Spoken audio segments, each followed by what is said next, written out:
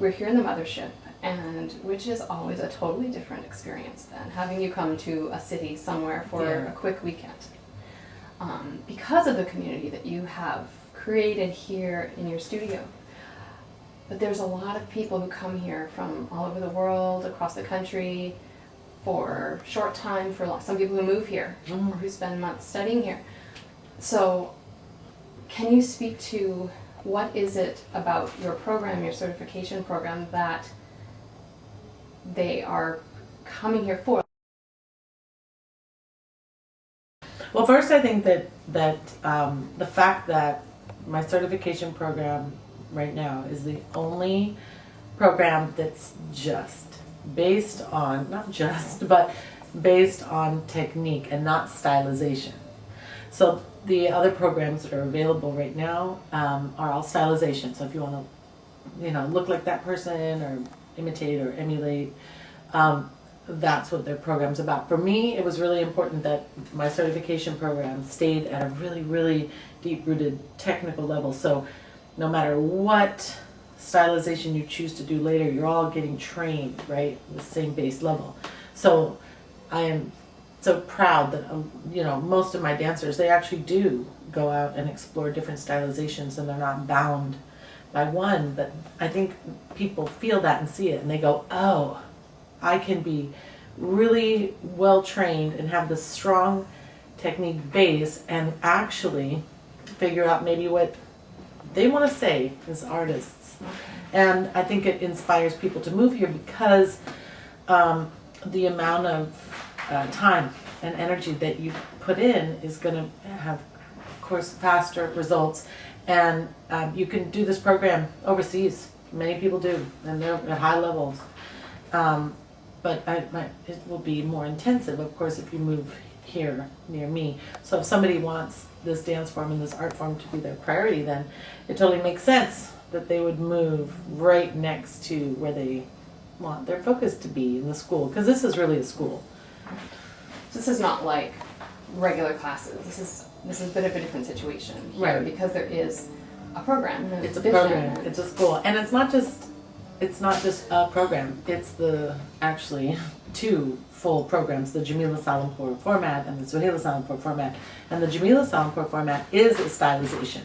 It's a very specific stylization, where the Suhaila format and certification program is not.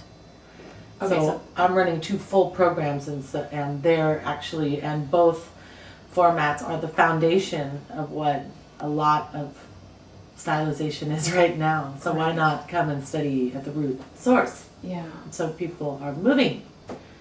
I get it. I would. Yeah. And it's Northern California. Like, how horrible could it be? Okay. And I want to come back to that, just that beginning and the concept and where the Jamila format started and what it came out of. But for the moment, your program, the level systems, you've got levels 1 through 5. And people work really hard and have to test, and maybe they pass, maybe they don't, and receive their certification. It's a very long process. Can you talk about the content of some of the levels? Level 1 is probably, I think, one of the hardest because it's very mental.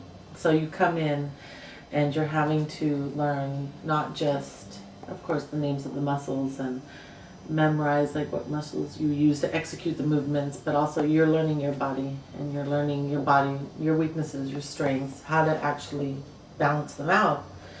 But it's a very, I think, vulnerable level, especially if you have any other belly dance training beforehand, because there's this constant like backloading of your body, almost like fighting to do what it's used to doing, and then I'm actually asking for you to do it a whole different way, and it could be the same movement, but with a different intent and different mental focus and process. So I think level 1 is very difficult because it's very mental. So you're having to actually intellectually and intelligently understand what you're doing, and then once we get out of that, and of course it's solid, it's a full level. Once you get of that and you go to level 2, there's the physical stamina, right? So you have to be, You have to have the mind power to be able to drive the body power. In level 2, and that is really where it's like a triathlon. You are strong, you're working full time, and I have to make sure the whole point of level 2 is actually that you're not having to actually think about, wait, where's my right foot, and step on it. That there's this like command system that's like inside you, and it's really working on muscle memory. And you kind of never finish level 2. Because level 2, I have people that are level 4 certified that are still coming to level 2 week-longs because they want that drill, they want that, that exercise, really. And then in level 3, you're combining. Now you're combining, mind, body, spirit. And that's where we learn emotional preparation and musical development and how to choreograph and also layering. So now you're developing even like your skill. And you also start going into like concepts of the costume even having a representation of you in the music. And so we actually develop costuming and, it being a part of the expression within the music. And you begin your theatrical training in level 2. That's where I kind of gently guide my dancers into like understanding the need for that specific artistic training, And then in level 3, we really develop their theatrical training and ability, because it's so important that they're able to use tools that are developed in theater training for their emotional development to be able to express the music. So we bring in a theater coach, and then of course I handle a little bit of the Sandy Meisner work that I was lucky enough to be able to experience. And so I actually changed exercises I did with Meisner, and I made them for dancers, right? And then and also in level 3, you learn basic, fundamental skills of how to choreograph. And then in level 4 is pulling it all together. So you're working at this level where you're not just exploring, you're actually integrating. Right, so it's the practice of really, putting it all to use. Mm-hmm. And in level 4, you actually have to choreograph one of your pieces. And the level 4 test is actually your show. So it's your, graduation show. And it's in 3 parts. So the first part are a set of my choreographies that you have to learn and go through that are really difficult. Mm-hmm. And then the second part is your personal choreography that we've actually been working on and developing together, that you guide me and then I sculpt you.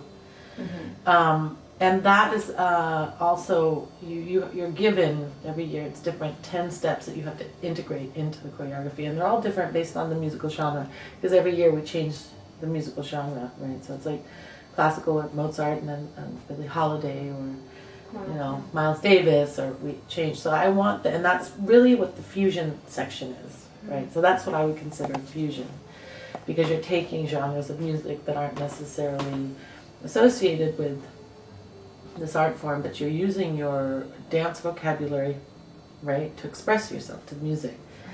Honestly, without being a cliche, this has to be an honest, right, expression of true fusion. And then and you have to design your own costume and everything that actually, fits with the piece, right? Yeah. And then the third section is you're working with a live Arabic band that I bring in, and you've been throughout the years working on your understanding and appreciation for Arabic music, and that's why I have the list on the website. I was like, hey, start there, With those 3,000 songs on the list. I was like, I just want to make a small list, and now it's like 130 songs. Yeah.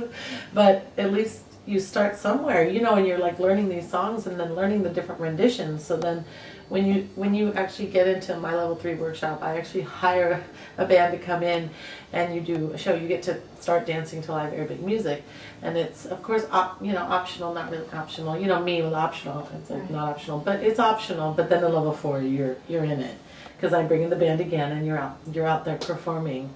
And I realized I had to hire a band and bring in an Arabic band because there are no opportunities. There are no nightclubs anymore. There are no Arabic bands, that are really working with a large body of Arabic music. Yeah. And there are bands that actually are doing a wonderful job, but they have a very limited knowledge of Arabic music. Very small. Very small, you know, because it's not what they're focusing on, or they're trying to do abroad, you know, Armenian, Greek, and Turkish, and Arabic, you know. Yeah. So we're focusing on the Arabic. And then you don't know what you're going to get, and you never know what you're going to get. So that's the point, is that research your music.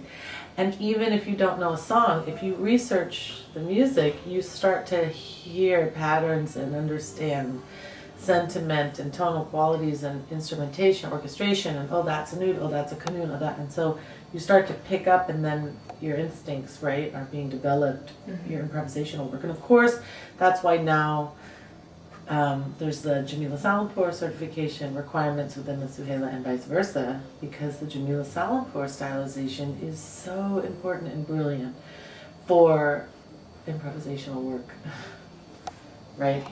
So you don't know what you're going to play, the music starts, and I push you out on stage. Right. You know, metaphorically speaking. Yeah. And it's great, because that's what, you know, that's what you got to do. You got to just get out there. So you're really developing a very complete person, Right. dancer, artist. Yes. And then that level 5 is the teaching certificate, of course. And level 5, you work one-on-one with me, and you're under my wing, and I really, you know, we work on teaching you how to teach. Yeah. Well, and I really like that your program has such an emphasis on the development of ourselves as artists. Can you tell me a bit about your influences as you grew up, as far as your heroes or the people who were really able to influence your dance and your art? Right. Well, you know, it's really interesting, because now I'm starting to blog about it. I'm starting to think about it, and I never really understood that it would be so profound. Like, I was just there. I was just in Oakland or at Fisherman's Wharf in the late 70s. I was there. So it was this time, this moment in time where, wow, electric boogaloo and the popping and locking and breakdancing. I mean, it was, and basically the isolations, right, of what was happening within, like, urban, right, street dance. We're we're influencing greatly, not just the dance world, but it was that generation, right? So, you know, like my daughter, she doesn't know life before that. Right, because popping and locking was really common, right? Yeah, now she takes a regular old jazz class, and I'm like, oh, girl, that's so electric boogaloo 1978. You know, right. And she's like, nuh-uh, and I'm like, because mom was there, and for her it's just normal. Even her modern dance class, I'm like, wow. Even in the modern dance classes, really, but that's kind of awesome, because it's like really like seeping into the dance world like so greatly. But there I was, like a young teenager, and so that movement form was a part of my generation and my culture, and so you almost you were not influenced by it, but because I was also a dancer, and then I was also figuring out who I was and how I wanted to express the music that I loved, the Arabic music that I loved. I was integrating that type of physicality, but always to the music. But it became a unique way of moving. I mean, nobody was really doing any kind of isolations. There was no square. Really? Now everybody's doing it, hip square, and there was no squares. There was no, you know, layering, really. I mean, I think I remember seeing Nadia Gamal do glutes with, like, you know, some ribcage locks, but they weren't really ribcage locks. At one point I was like, that's fantastic, and that was from the late 70s as well. And I was like, well, then if you can do that, then you can do you know. Right, yeah. So it was really, but yeah, no, I mean, now what you see, you know, in the belly dance world is quite, you know, an evolution of, you know.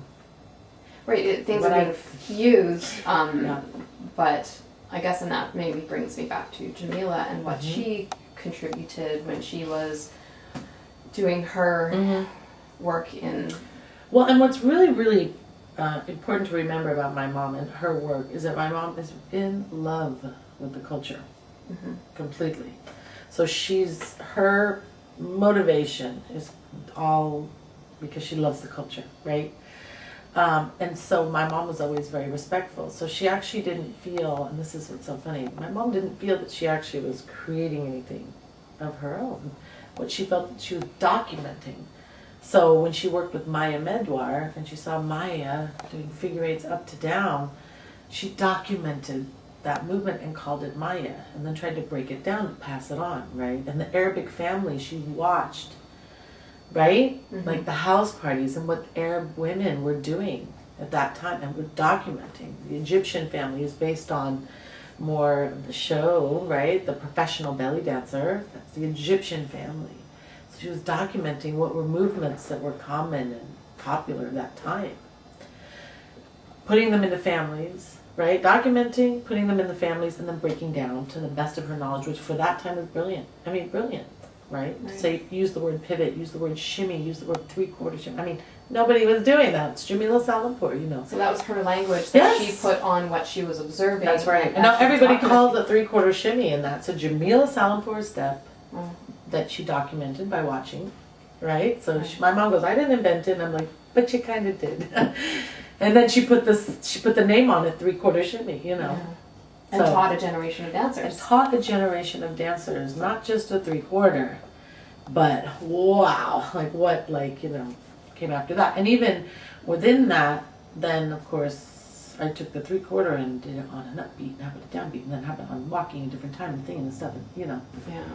So, yeah. But in taking it back, the dancers that she was documenting, that she was watching and documenting, these were dancers who were coming here from the Middle East. From the Middle East, exactly. Right. And also they were from the movies that she was watching that era. So she was, you know, of course, she was doing her research in the 40s.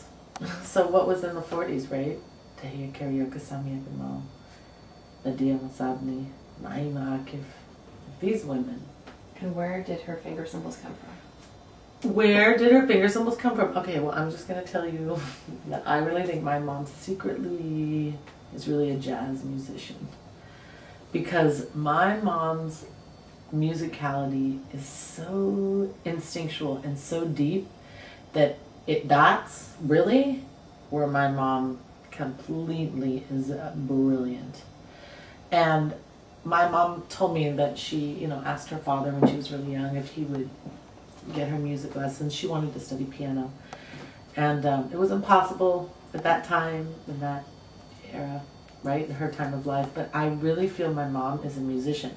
And it makes sense because the way she plays cymbals, and no one's ever created a system like my mother, ever. And the way she syncopates, and the way she grooves and riffs and jams, like, that's what she wants to do all day.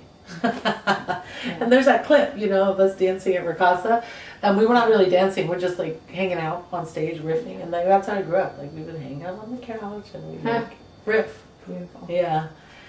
But my mom's finger symbols are brilliant. So is this why you have kept the finger symbols as a really important aspect of your program? Oh God, yeah. I've kept the finger symbols as such a strong part of the Jamila and Suhaila program because it should be. I mean, I think if a flamenco dancer lost castanets, it would be like, what a shame. And not just like, okay, we'll play a little bit of castanets to show we can, but no, why don't you develop it, like really develop it. And it should evolve. Like, if we shouldn't be playing finger symbols like we did 30 years ago or 20 years ago, like it, it needs to get stronger. Yeah, and so what happened with them? What happened to them, I should ask, because they're not done very much. I know. The decline of the cymbal. Well, what happened, I believe, is that in the late 70s when the music changed, and it wasn't really that it changed, it developed, it evolved, and now we had these big bands, right? So you had these 30-piece bands playing for these dancers in Egypt and composing these pieces.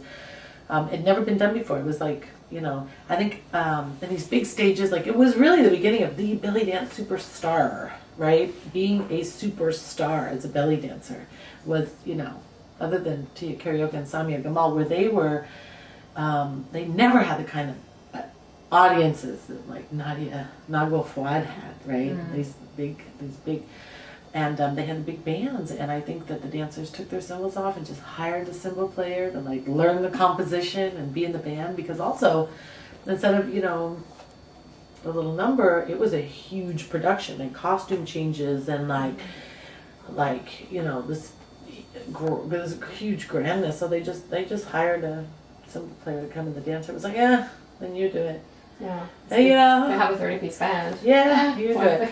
And then also, like, you know, it freed, I think, the dancers up to have, like, more complicated arm work. But I'm like, why can't you do both? Yeah.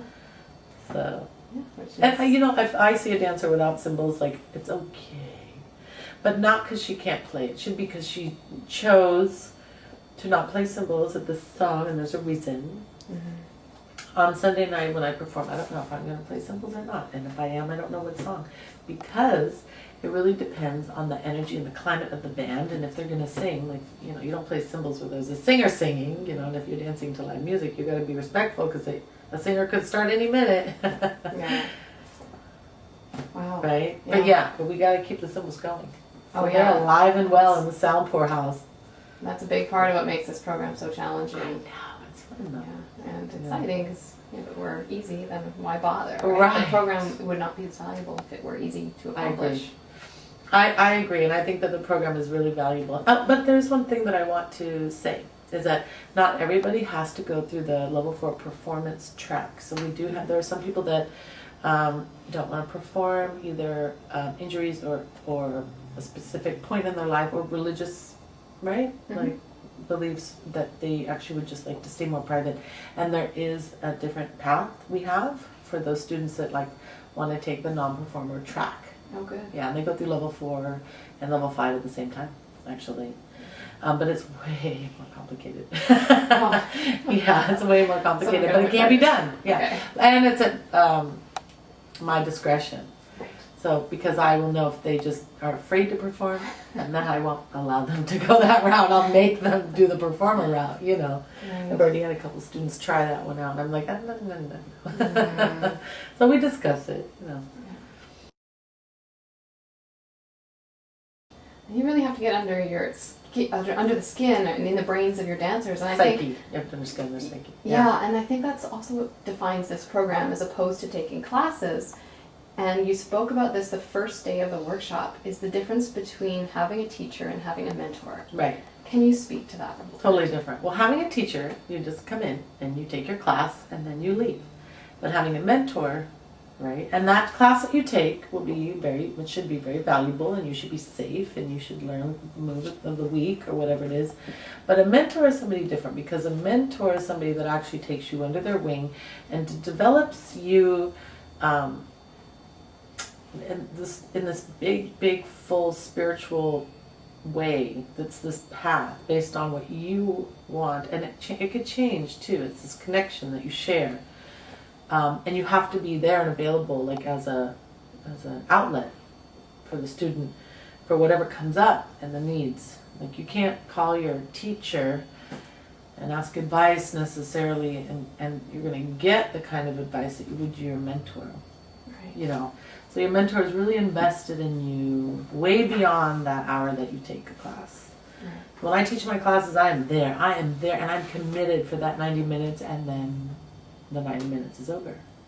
But when I mentor somebody, I am available 24 hours a day, 7 days a week. Right. And I think my students feel that.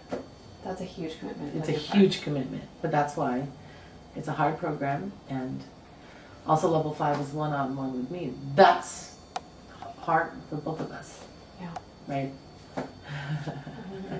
Yeah, right? I know. Like, what was I thinking? Yeah. But I'm putting out some great dancers, and I'll tell you, I'm really proud. I think that that's a testament to the program. Yeah. I really don't have to say much. I just go, look at that. It's true. And I have to say that was my experience watching the show last summer. I was fortunate enough to come here and see the level 3s, 4s, and 5s performing, and to see the evolution of the dance and the progression. To see the format on different people's bodies and different people's emotional life. Mm-hmm. It was quite something. And everybody was totally different from each other. Right. But still, they were all like dancing to every music. But they were all such individuals, and I think that that's really important, because I don't, now there's so many labels. There's all these labels of stylizations, and I look at all of them, and all of them are very cliched. I mean, I travel a lot, and I see a lot, and I'm like, oh, there's that one, and there's that one, and you can label. But what I really want to do by producing the shows that, like we did with the different level dancers within the program is show that, like, you really just have to, this base level, be able to belly dance. Yeah. You know. Okay, so I want to ask about the different things that are going on. I feel like there's a bit of a fragmentation of the community in terms of the music, the stylization that people are choosing to do, and the dance is both evolving but also kind of breaking into. Those people are moving too fast. Those students are moving too fast. They're not enjoying the journey, and they're not taking time to learn.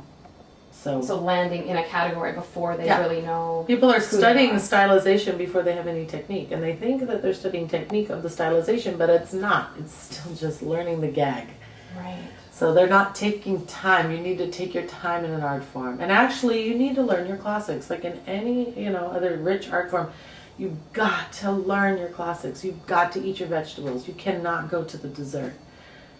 And you might not want to eat the dessert after you're full on good food. Like you know what I'm saying? Like everybody's just starting and I think everybody's really drawn to this, to imagery, right? So we look, oh, that's cool. Oh, that sounds cool. Oh, the look is cool, right? So then when you get inside, what's happening is the substance really holding the person and not usually.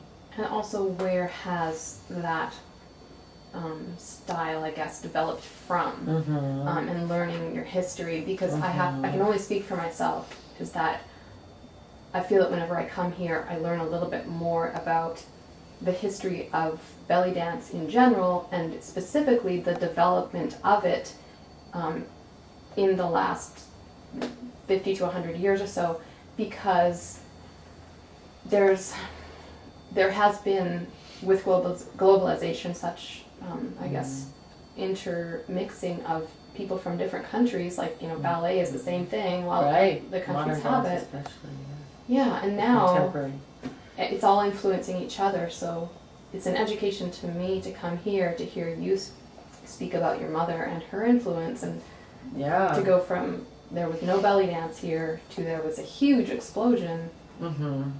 It's quite fascinating. I don't think it's all as well known as it could be. I think it's really important that people understand the Salimpour family.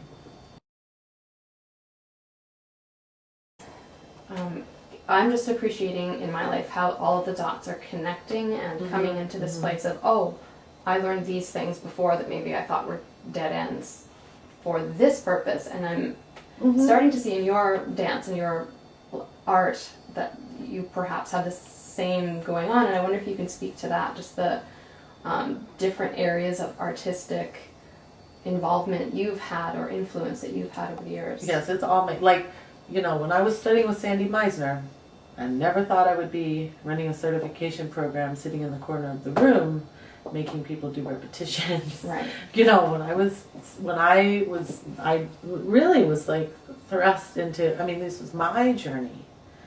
I was having trouble breathing. I felt maximizing my movement.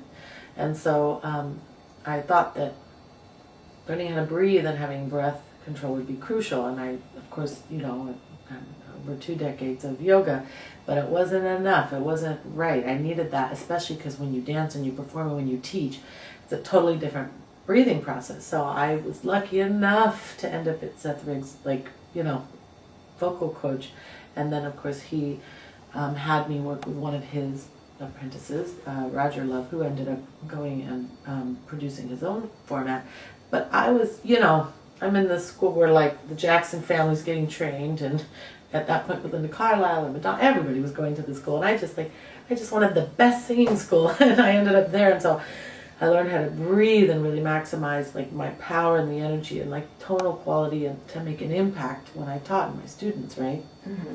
So, of course, that's part of level 5. Gotta go take your singing lessons. We deal with breath control, right? You have to. And then, who would have thought? I would have met Walter Freeman, Yeah. Who would have thought? I just stumbled. My path was revealed to me, but I was just living my life. Right. And then I was pulling it in for me, and I was absorbing it. Right. But it happened to me. I didn't go out to search for it. Yeah, that's what you said last time about your program and your format. It happened to you. It came to you. Right.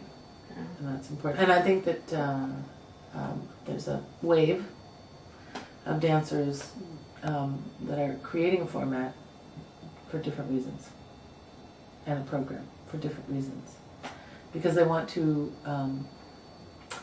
duplicate their brand, which is different. I'm not teaching people how to dance like me and have the look and feel, and here, buy this top, and here's the bindi, and do the thing, and here's the look and feel. Right. And here's the move and the thing and the stuff. No. No, and that is what I've noticed is very different about your dancers, is that they all come out, when I've seen them perform, they're all completely different. Completely different, very individual, and they have their own character and personality, and they don't look like me. Well, let's talk about you. How do you feel going into your first level 3? You seem a little nervous. Well, yeah. You're like vibrating. I can't imagine. You're vibrating like there's energetic, nervous vibration under your skin. I think that's a lifelong vibration of energy, or maybe I hit Why? my 30s. It's hard for me to explain. I think because the level of dance here is so high, because you're my mentor, because the expectation is so high, not in terms of I have like this, there's no negativity behind it. It's all inside me. It's all of this. Right. Okay, so the level of dance here in your studio is up here. I perform all the time. I have danced for 10 years in restaurants and Arabic nightclubs for Arabs for like 10 years. Like Friday, Saturday nights, 4 shows a night. And I am terrified to dance with the Arabic band here in the studio in front of you. I can't even believe I'm saying this right now.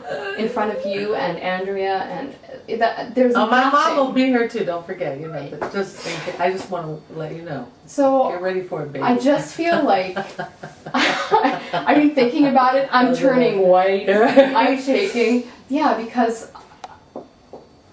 I just need to learn how to always. Some of the battles I'm fighting right now, fear and anxiety and everything, and all aspects of my life, is something I need to overcome. So the reason I signed up for that, because I got the email and I was like, there's no way I'm going to do that.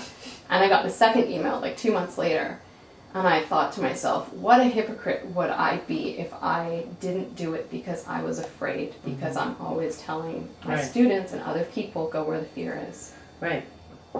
So yeah, that's going to be like a big hurdle for me, because it just is. The whole thing is such, there's a lot of bugs to work out in here that I'm anxious to get out. Well, and it's combining your training, right? So it's like all your years of theatrical training, and then now you're going to combine it with like your dance training. And now you're not separating basically who you are. So you can't hide behind the dancer, Christy. You can't hide behind the actress, Christy. You actually have to be Christy, which is totally different than actually hiding behind the titles of the two different arts, right? That you integrate and emulate. It's actually combined, which is so important for you because you have to be you. Hence creating you, the dancer. So when you go out on stage, there's that organic, real, honest moment that you have to be fearless enough to share. Yeah, the honesty and the nakedness, I think, of it is. And then the problem, I think the biggest issue is, of course, we've had level 1 and 2 to share together in our journey, and I know you. So now level 3 is like, we're opening up the boxes. But I need that, and I'm excited for that. Yeah, it's great. You're overdue for level 3. I know you were resisting. It's true, you were resisting for the last year. I felt the resistance. Yeah. So did I. I was nudgy too. But I'm glad. I'm so glad you're doing it. And we should actually interview you again afterwards. I'd love to see how you're feeling. No kidding.